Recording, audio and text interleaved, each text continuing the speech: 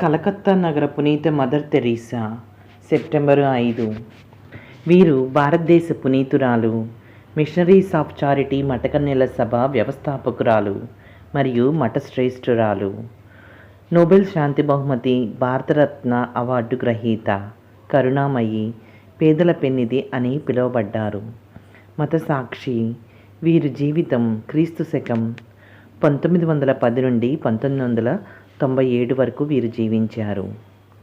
Mother Teresa గారు క్రీస్తు శకం 1910 ఆగస్టు 26వ తేదీన యుగస్లేవియా దేశంలోని స్కోప్ట్ నగరంలో విశ్వాసుల కుటుంబంలో జన్మించారు. తండ్రి నికోలస్, తల్లి ద్రానా పిల్లై. తమ బిడ్డకు జ్ఞానస్థానంలో ఆగ్నెస్ అని పేరు పెట్టించారు. మంచి భక్తి విశ్వాసాలలో పెంచారు. 11వ పయస్ జగద్గురువులు రచనలు, సందేశాలు ఆ బాలికను విశేషంగా ఆకట్టుకున్నాయి.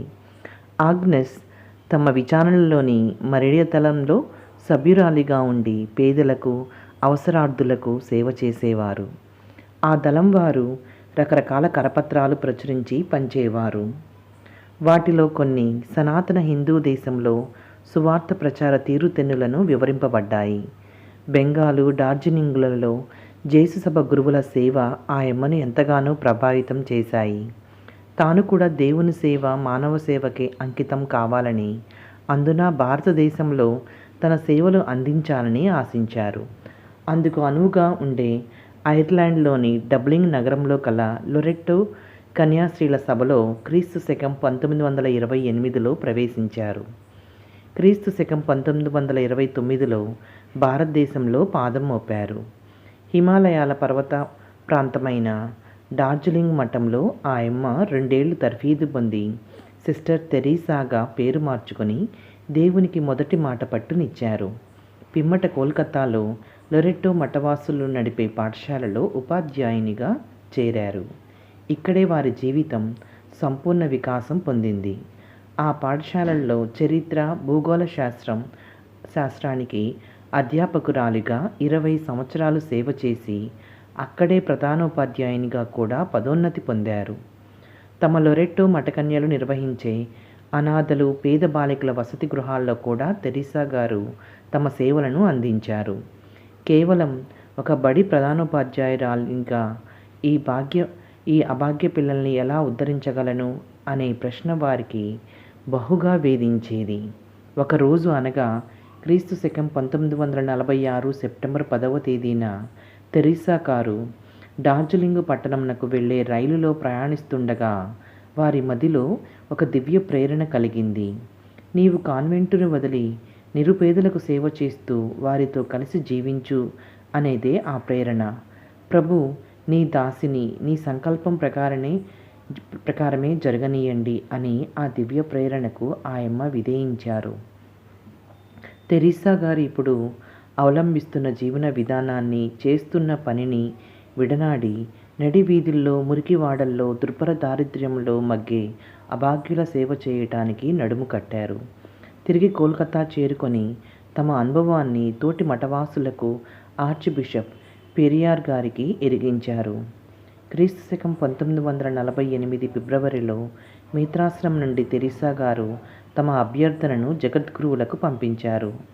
మతపరమైన సంస్థ ద్వారా క్రీస్తు పరిచర్యను పేదలు, అనాథలు, వ్యాధిగ్రస్తులు, అవసరార్థులందరికీ అందించాలని ఆయమ్మ తృష్ణ.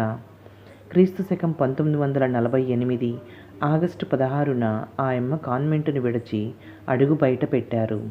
పాట్నాకు వెళ్ళి మెడికల్ మిషనరీ సిస్టర్స్ సంస్థలో నర్సింగ్లో ఉత్తమ శిక్షణ గడించారు. క్రీస్తు శకం 1948లోనే ఆయమ్మ భారతదేశ పౌరసత్వం స్వీకరించారు. పిమ్మట కోల్కతా వచ్చి little sisters of the poor మఠంలో తాత్కాలిక బస ఏర్పాటు చేసుకొని తమ సేవా కార్యక్రమాన్ని ప్రారంభించారు. మదర్ తెరీసా గారు మురికివాడల్లోకి వెళ్ళి పేదలు, పిల్లల్ని పరామర్శిస్తూ, అక్షరాభ్యాసం చేయిస్తూ, పరిశుభ్రతను అలవరుస్తూ క్రీస్తు శకం 1949 మార్చిలో తెరీసా గారికి మొదటి సహచరురాలు ఆగ్నేసు లభించారు. క్రమంగా సభ్యులు పెరిగారు. సంస్థ ప్రారంభ దశలో కనీసం 10 మంది సభ్యులు ఉండాలి. నిర్దిష్టమైన నియమ నిబంధనలకు లోబడి ఉండాలి. ఆ నిబంధనలన్నీ పూర్తి చేసుకున్న తమ సంస్థకు మిషనరీస్ ఆఫ్ చారిటీ అని పేరు పెట్టారు. ఆ సంస్థను ఆమోదిస్తూ క్రీస్తు శకం 1950 అక్టోబర్లో పవిత్ర జపమాల రాణి మహోత్సవం నాడు పరిశుద్ధ పోపు గారికి లేక మదర్ తెరీసా గారికి అందింది. అనాథల కోసం మదర్ తెరీసా ఒక చికిత్సాలయాన్ని తెరిచారు. ఇది కోల్కతాలోని పరిశుద్ధ కాళికామాత గుడి ప్రక్కనే ఉండేది. నిర్మల హృదయ్ అని దాని పేరు. 60 మందికి మాత్రమే ప్రవేశం ఉండేది. మిగతా రోగుల్ని పరామర్శించి మందులించి పంపించేవారు.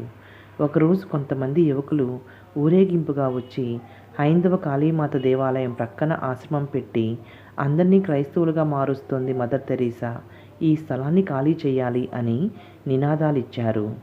మదర్ గారు వచ్చి వారి నాయకుని లోనికి తీసుకొని పోయి వారి సేవలను చూపించారు. ఆ నాయకుని హృదయం మారు మనసు పొందింది.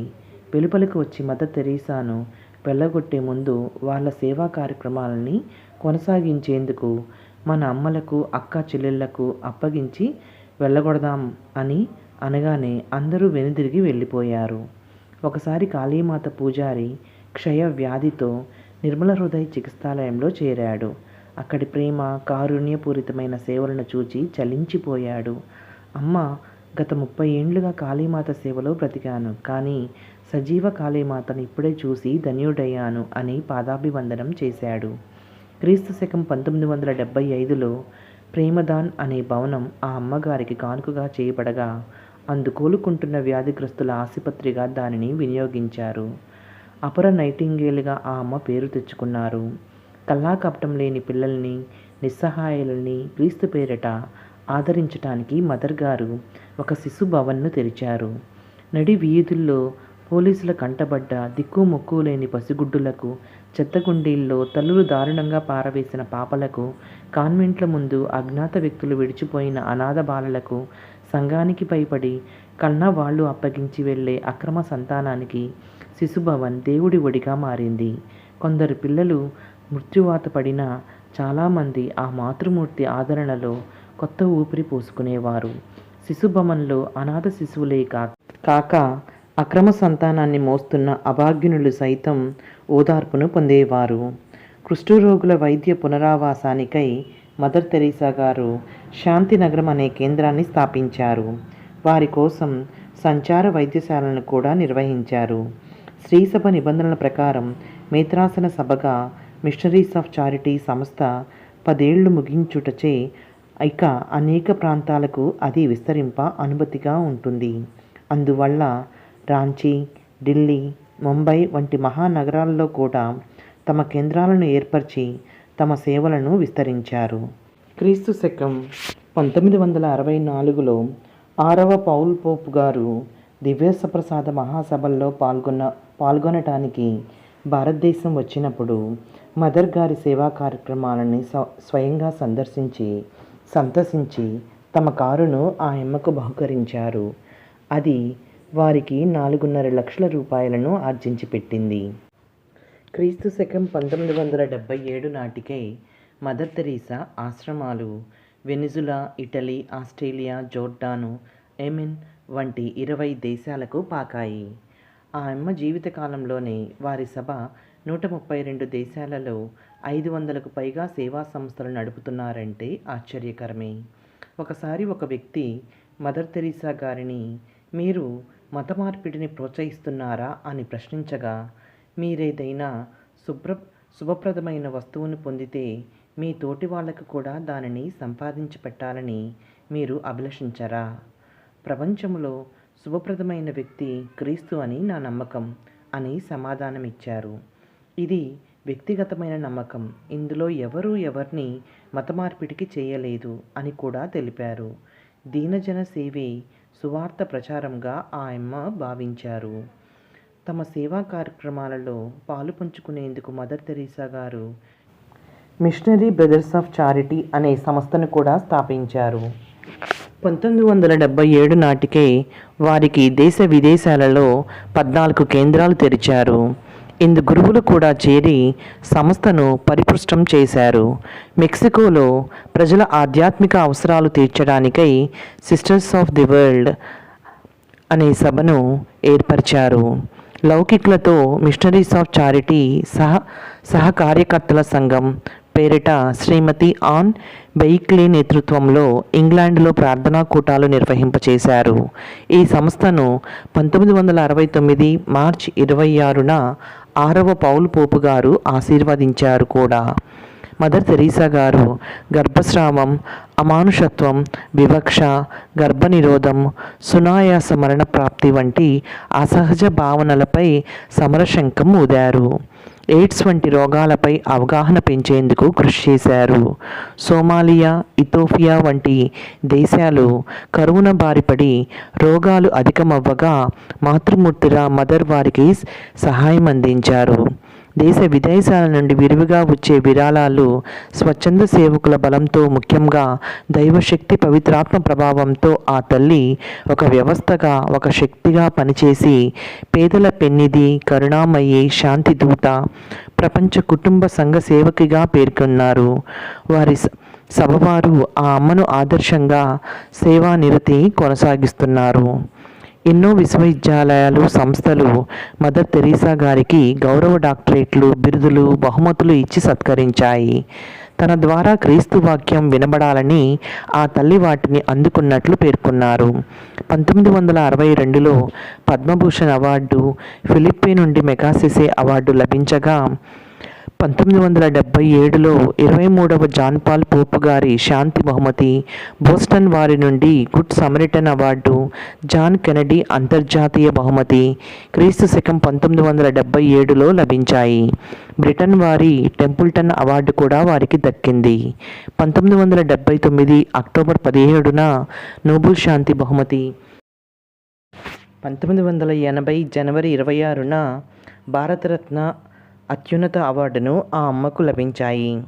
అట్టి మహనీయురాలు కోల్కతాలోని తమ మఠాలయంలో క్రీస్తు శకం 1997 సెప్టెంబర్ 5న దేహాన్ని చాలించగా, సెప్టెంబర్ 13న ప్రభుత్వ లాంఛనాలతో దేశ విదేశీ ప్రముఖుల రాకతో అంతిమయాత్ర జరిగింది. భారత రాష్ట్రపతి శ్రీ నారాయణన్, ప్రధాని గుజ్రాల్ అందుకు ప్రత్యక్ష సాక్ష్యం. గుజ్రాల్ గారు ఆ అమ్మను రెండవ మహాత్మ అని అభివర్ణించి నివాళులర్పించారు. ఆ అమ్మ కన్నీటి వీడ్కోలు యాత్రను ప్రపంచమంతా టీవీల ద్వారా ప్రత్యక్ష ప్రసారాన్ని తిలకించి ధన్యులయ్యారు.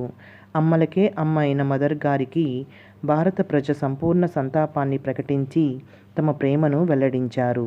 మదర్ తెరీసా గారికి 2003 అక్టోబర్ 19వ తేదీన వాటికన్ నగరంలో 2వ జాన్ పాల్ జగద్గురువులు ధన్యతా పట్టాన్ని ప్రసాదించారు.